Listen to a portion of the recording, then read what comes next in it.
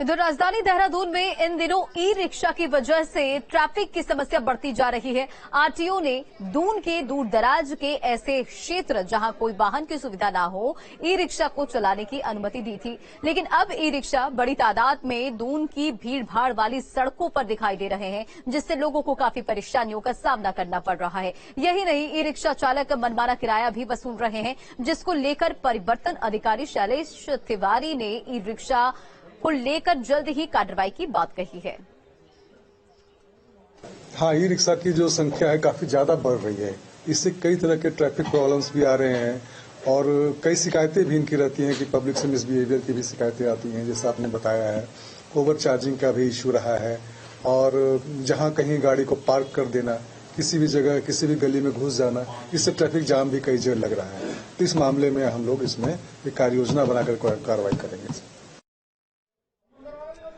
खबर लक्सर से, जहां नशे के खिलाफ पुलिस की अनोखी पहल देखने को मिली। सूचना देने के लिए पुलिस ने व्हाट्सएप नंबर चस्पा किए और देवभूमि उत्तराखंड को ड्रग्स फ्री बनाने का ये लक्ष्य है और नशा बेचने वालों की सूचना देने वाले की पहचान रखी जाएगी गुप्त, और इसे लेकर व्हाट्सएप नंबर भी चस्पा कर दिए गए हैं। ग्रामीणों ने पुलिस के इस कदम का स्वागत किया है।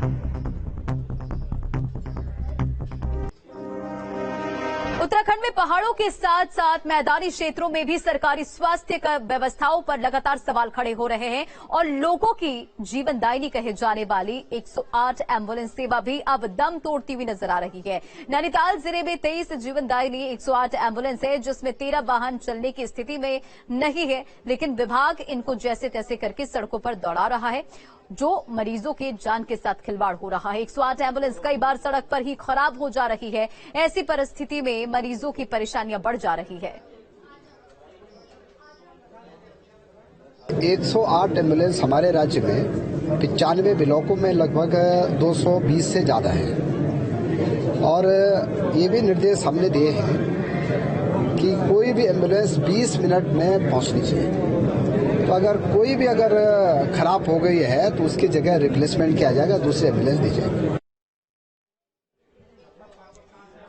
उधम सिंह नगर जिले के जसपुर में नगर पालिका प्रशासन की बड़ी लापरवाही देखने को मिली। नगर पालिका प्रशासन की लापरवाही से दिन में भी रोड लाइट जल रही है। कर्मचारियों की मनमानी की वजह से रोजाना दिन में भी लाइटों को बंद नहीं किया जाता है और कई बार इसकी शिकायत भी की गई, लेकिन उसका कोई भी असर नहीं दिखता है। आपको बताते चले कि नगर पालिका प्रशासन पर बिजली विभाग का लाखों रुपए का बिल बकाया है और शिकायत के बाद भी चेत नहीं रहा है विभाग।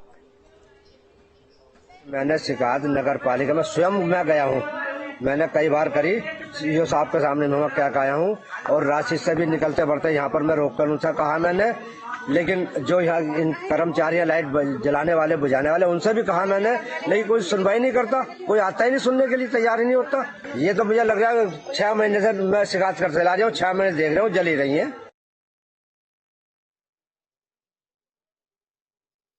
और उधम सिंह नगर में पुलिस ने 20,000 के वांछित समेत 2 शातिर तस्करों को गिरफ्तार किया है। आरोपी पिछले 4 महीने से फरार चल रहा था और पुलिस पूछताछ में अभियुक्त ने बताया कि वो पंजाबी गायक है और नुकसान होने पर चरस का धंधा करने लगा था। फिलहाल पुलिस ने दोनों को कोर्ट में पेश कर दिया है और जेल भेज दिया गया है।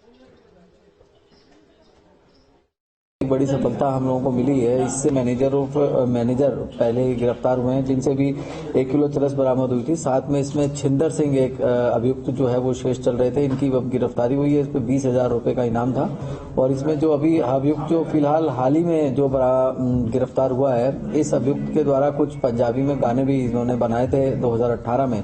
उसके बाद कुछ समय पंजाब में रहे, फिर इसके बाद जो भी इनकी परिस्थितियां रही लॉस होने की वजह से ये ड्रग्स के ट्रेड में आ गए।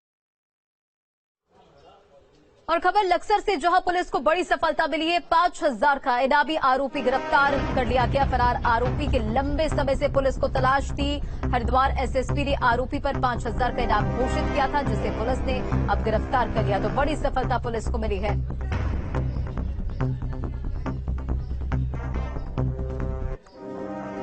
और पहाड़ समाचार के इस बुलेटिन में फिलहाल इतनी खबरों का सिलसिला जारी है। न्यूज स्टेट पर बने रहें।